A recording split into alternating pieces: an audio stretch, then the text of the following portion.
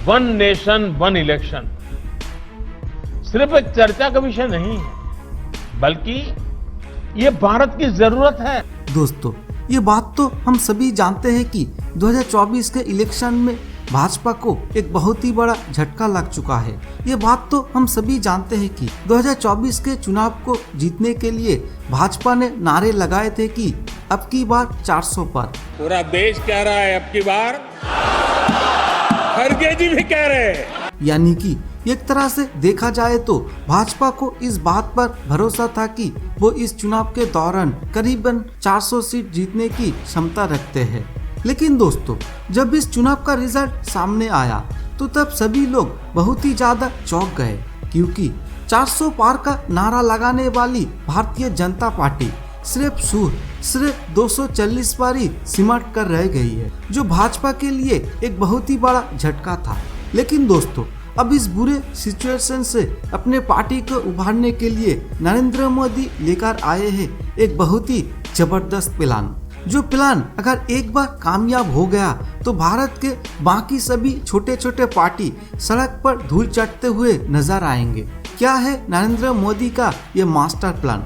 आइए अब हम थोड़ा इस विषय के ऊपर चर्चा करते हैं, मगर आपको आज का ये वीडियो अंत तक जरूर देखना होगा।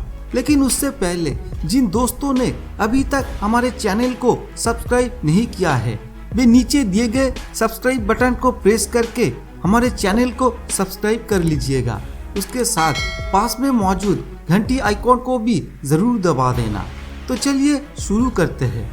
दरअसल दोस्तों, लोकसभा और राज्यसभा के चुनावों के दौरान देश में क्या क्या हालात होते हैं ये सभी को पता है, पर कभी आपने सोचा है कि ये दोनों चुनाव अगर एक साथ होने लगे तो क्या होगा?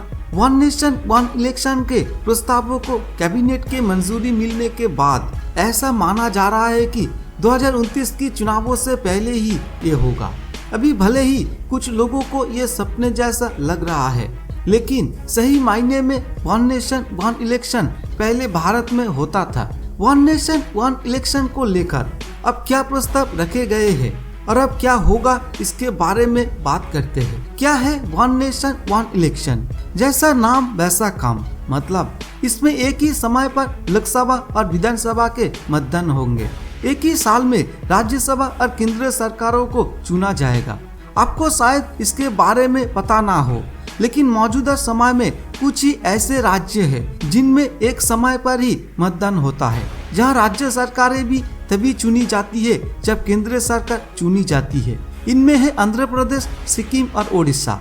महाराष्ट्र, हरियाणा और झारखंड में इस साल के अंत में ही चुनाव होंगे, जहां राज्य सरकारें चुनी जाएंगी। जम्मू और कश्मीर में भी इस साल ही चुनाव हो रही है। देश के बाकी राज्य में नॉन सिंक साइकिल चलती है। जैसे पिछले साल कुछ राज्य के चुनाव थे, उसके पिछले साल कुछ राज्य के। जिस तरह से भारत में चुनाव होते हैं, मगर एक देश और एक राज्य चुनाव में काफी दिक्कतों का सामना करना पड़ता है। इसके पहले कब होते थे भारत में एक ही तरह के चुनाव? 1951 और 52 के पहले आम चुनावों से इसकी शुरुआत हुई थी। आजादी के बाद अपने आप में ये पहले चुनाव थे और उसके बाद यही नियम 1967 के चौथे लोकसभा चुनावों तक चलता रहा था। पूरे देश में एक ही साथ वोटिंग होती थी और सरकार चुन ली जाती थी। पर अब चुनाव कई चरणों में होता है। देश के कोने कोने तक चुनावों की प्रक्रिया शुरू हो जाती है। हर साल देश के किसी न किसी हिस्सों में कोई ना कोई चुनाव चलता रहता है। इलेक्शन कमीशन का काम इन सभी चुनावों को सही तरह से करवाना है। लेकिन क्या आपको पता है कि अगर एक साथ चुनाव होने लगे तो भारत में क्या होगा? इस प्रस्ताव को लेकर अभी कई सवाल उठ रहे हैं और कई बातें भी कही जा रही है। तो चलिए इसे थोड़ा और गौर से समझने की कोशिश करते हैं। इस प्रस्ताव को लागू करने में अभी क्या है अड़चनें? इस प्रस्ताव को लागू करने से पहले इसे कानून बनाना होगा। अब दिक्कत यह है कि इसे सबसे पहले पास करवाना होगा। इसे पास करवाने के लिए संविधान में लगभग 18 संशोधन किए जाएंगे। इसका मतलब है संविधान को बदला जाएगा। अब संविधान में कोई भी बदलाव लाने के लिए लोकसभा में इसको लेकर मतदान होंगे, जिसमें 2/3 सांसदों का समर्थन जरूरी है। मतदान तभी हो सकता है जब सभी 543 सदस्य मौजूद हो। इसके साथ ही इसमें 362 सदस्यों के समर्थन भी जरूरी होगी, इसलिए इसे पास करवाना भी अभी मुश्किल काम है।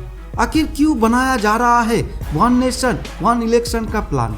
पूर्व राष्ट्रपति रामनाथ कोविंद का पैनल बनने से पहले पिछले साल ही इसके बारे में खबरें आने लगी थी। दरअसल अलग अलग समय इलेक्शन करवाने के कारण बहुत सारा पैसा और रिसोर्सेस खर्च होते हैं।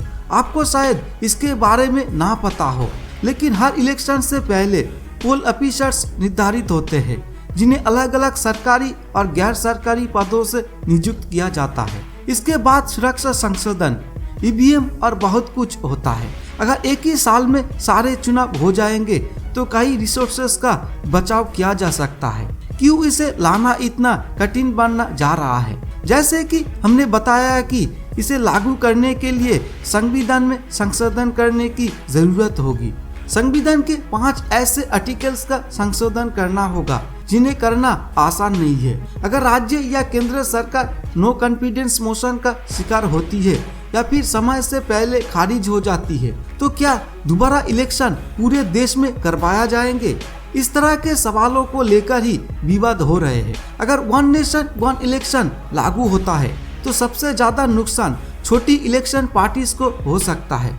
उनके पास ज्यादा समय नहीं होगा अपना चुनाव प्रचार करने के लिए और वोटर्स को अपने बारे में बताने के लिए। साथ ही एक साथ इलेक्शन करवाने में कास्ट बढ़ जाएगी, वो अलग बात है। अब मुद्दा यह है कि क्या वाकई वन नेशन वन इलेक्शन जैसी स्थिति लागू हो सकती है या नहीं। इसे लागू होने में अभी समय लगेगा और इसके लागू होने के पहले कई तरह के विवाद भी होंगे। आपका इस मामले में क्या ख्याल है? तो दोस्तों, हमारे आज के इस वीडियो को लेकर आपकी क्या राय है, ये आप हमें कमेंट करके बता सकते हैं। और अगर आपको ये वीडियो पसंद आया है तो इसे लाइक करने के साथ साथ अपने दोस्तों के पास शेयर करना भी ना भूलें। धन्यवाद।